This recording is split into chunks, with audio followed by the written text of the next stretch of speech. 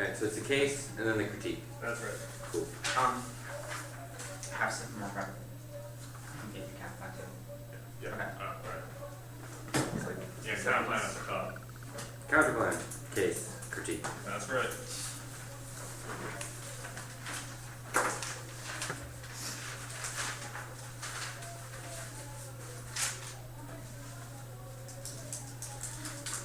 Go good?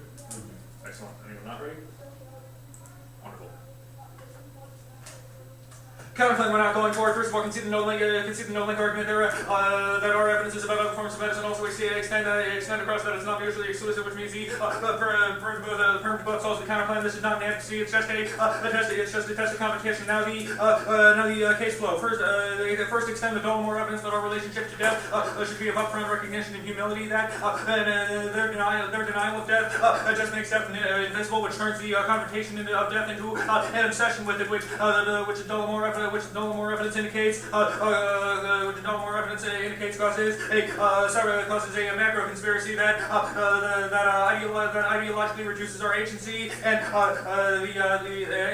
also that Baudrillard's denial of death is an expression of megalomania and a false interpretation of enlightenment. Now the second Dollamore evidence, it may contain an element of fear, but it's not really the point. Death is about embracing freedom. Their search for an authentic relationship to mortality recreates the worst kind of solipsism. That's Dollamore 98. Freedom cannot embrace death to take death into being. Freedom is practice. Authenticity remains a petrified sense of self paralyzed by the very effort of concentrating on being dead. It's just a contingent fact, and far from being a limit is what guarantees freedom. This perhaps entails the fear of death, but the reverse side of death is just the end of my possibilities. It does not penetrate. Freedom remains total. Since death is always beyond subjectivity, there is no place for it in subjectivity. Now their search for an authentic relationship to death devalues life. Science and the authenticity paradigm is governed on the assumption that a good death, even if not free of pain, is a measure of good life. The ultimate test of one's life is whether one meets inevitability with acceptance or care. For the poet, only by integrating death into life is authentically living possible. Life can only be experienced if death is allowed to illuminate each moment. Death is the very condition of life. The threat of annihilation overwhelms any poetic holding the balance of life and death. We can no longer imagine souls parting reluctantly, and thus no one to weigh death with the counterbalancing intensity of life. We cannot comfort ourselves with the idea that death is part of life. The notion that death contributes to life has been overshadowed by the possibility of the complete annihilation of life. On the case flow, all they say is that they're an express mastering death is bad, and that they should deny life. All the Dollamore evidence indicates that that's bad. Also, you can cross the line to Sanders' evidence, which indicates that their authentic relationship to death that they seek through its denial is uniquely bad. Now the critique flow. Go to the permutations. I should be able to take care of the permutation to the F pretty quickly. The permutation, you should just think of the perm to the F as a link term, which doesn't solve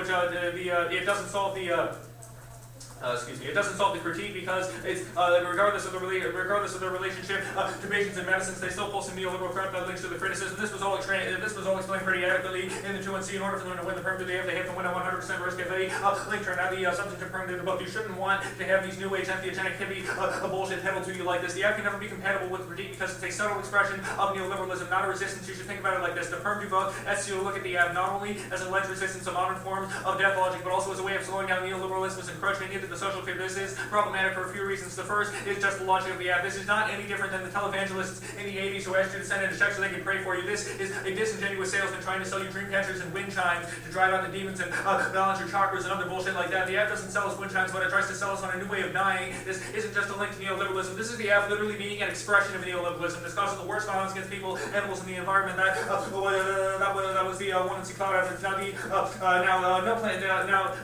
Additionally, because they don't have a plan, it means they don't get a permutation, because without a plan, there's no limit to the flexibility of permutation ground. They should just get the rhetorical artifact of the 1AC. We should get criticisms of that speech act. If we prove the 1AC shouldn't have happened, then the question of competition is irrelevant. Furthermore, the fundamental question of the ballot is what the subject position of political agency is for the 1AC. It's the individual collection of individuals within this debate space, and for the negative, the role of the debate is to acquire a political literacy opposed to the ideology of individual choice, which locates power and systemic power relations. This question illustrates that the approach of the alternative, which understands totalizing analysis as prerequisite to political inquiry, is mutually exclusive. Huggman and 13.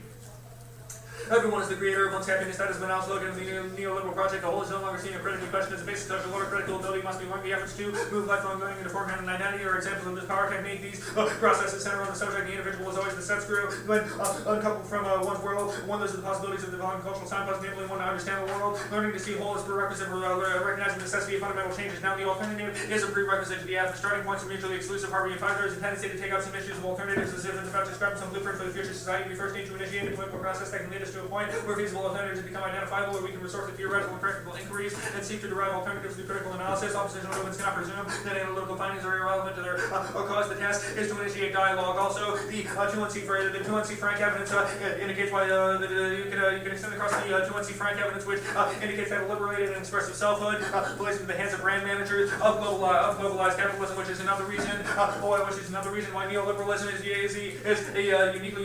uniquely poor strategy for the completion of the affirmative. Make no mistake, the one would have been a lot better if it had never happened. These are 9 minutes that you can never get back from a neoliberal expression of a couple of. Can you get to the vehicles? Yeah. Transfer again, the commodification. Yeah. Go down to the Vagos argument. Go down to the Vagos argument on the critique. It's obviously not a vague alternative. The alternative took like a solid 15-20 seconds to read the. There's no threshold for vague in this state. They didn't find that. They didn't define that. So you should assume our definition that an alternative should just meet a standard of explaining itself with grounded evidence of insolvency. There's no reason to reject it. There's no reason to reject it. That wasn't explained. Also, the alternative is key to negative flex. Also, the commodification argument. There's no commodification. There's no the commodification. I mean, this is all explained above, right? This is all the commodification argument is all explained above on the firm debate. If we win that, then we'll win the commodification argument. We have 621.